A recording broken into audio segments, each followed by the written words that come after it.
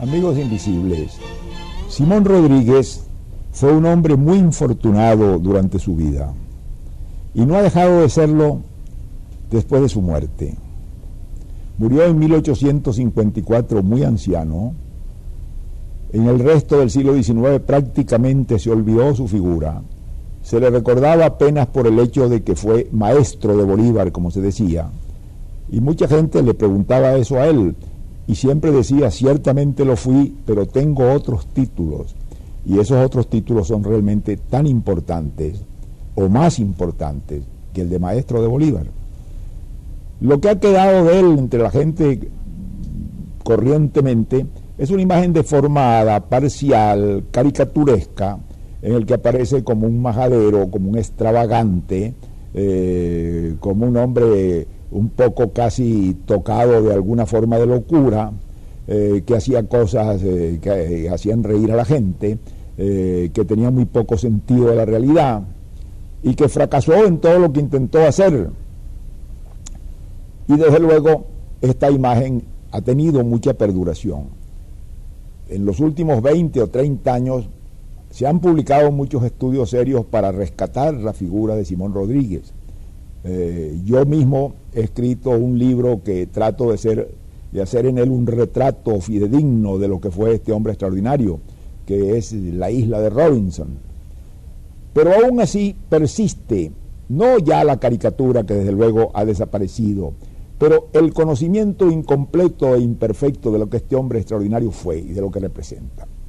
Y yo creo que es importante rescatarlo. Y rescatarlo en el sentido de qué es en realidad lo que él representa.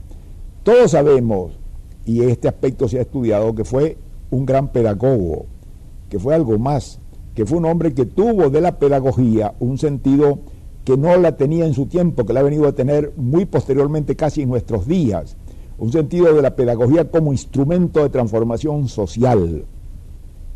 Pero es que su visión iba más allá. Y lo importante y realmente fundamental de Rodríguez fue la visión que él tuvo del problema central del mundo hispanoamericano.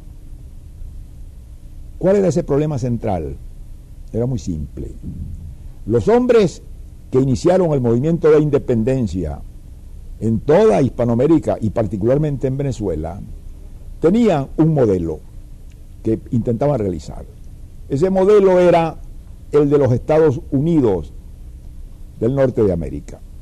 La constitución que se había adoptado en Filadelfia, con los principios que allí se habían adoptado, en los cuales también se añadió luego los ecos de la Declaración de los Derechos del Hombre de la Revolución Francesa. Entonces ellos pensaban en implantar en Venezuela y en toda Hispanoamérica una república federal a imagen de la de los Estados Unidos, con proclamación de los derechos del hombre y desde luego con unas instituciones que no tenían antecedente ninguno. Las gentes nunca habían vivido, no solamente en república, que desde luego no lo habían hecho, sino en ningún régimen democrático. Durante los 300 años de régimen colonial no hubo ni libertad, ni igualdad, ni forma alguna de representación política.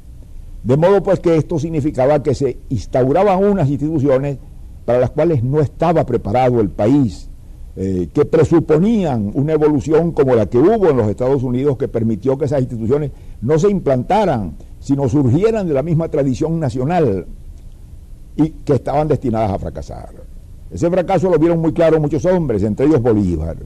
Bolívar vio clarísimamente lo que esto significaba y en dos ocasiones particularmente muy importantes denunció el error garrafal de querer copiar instituciones extranjeras no adaptadas a nuestra naturaleza, a nuestro carácter, a nuestro pasado, a nuestra realidad social. La primera vez fue muy al comienzo de su vida pública, en 1812, cuando la primera república de Venezuela fracasa estruendosamente, cuando Monteverde arrasa con lo poco que tenía de arraigo, cuando tienen la impresión todos de que aquello ha fracasado escandalosa y estrepitosamente. Bolívar logra salir de Venezuela y llegar a Cartagena, y allí va a iniciar la gran etapa de su acción política y militar. Y la inicia con un documento extraordinario que se llama el Manifiesto de Cartagena. En ese manifiesto Bolívar se dirige a los neogranadinos, a los actuales habitantes de Colombia, y les dice que él es un fugitivo del fracaso que ha habido en Venezuela de la República, y que él viene a alertarlos de no incurrir en esos fracasos, porque él dice que el fracaso se debió a la incompatibilidad de unas instituciones aéreas, él emplea términos burlones, que han imaginado unos buenos visionarios y que hemos pretendido implantar en una realidad social e histórica que contradice estos principios, que no tienen nada que ver con ellos y que estos principios no tenían ningún arraigo en esa sociedad, y que esa ha sido la causa del fracaso. Más tarde Bolívar vuelve nuevamente, muchas veces habló de esto, particularmente después de Boyacá, cuando se va a dictar la nueva constitución de la Segunda República de Venezuela, de la época, pues, o de la tercera, si se quiere, para contar también a la de 1814, que no fue constitución, sino una restauración parcial de la del año 11.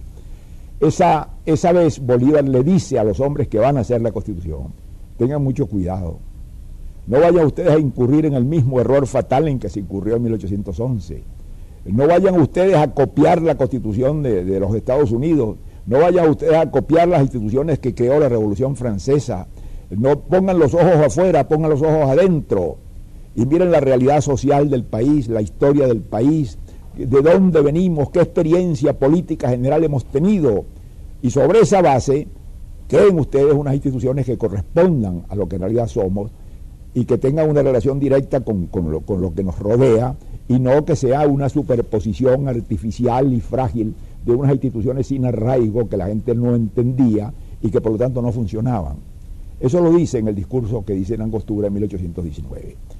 De luego esa denuncia se repitió muchísimas veces y en todos los tonos, porque la regla fue que esas repúblicas que surgieron del movimiento de independencia todas fracasaron como repúblicas.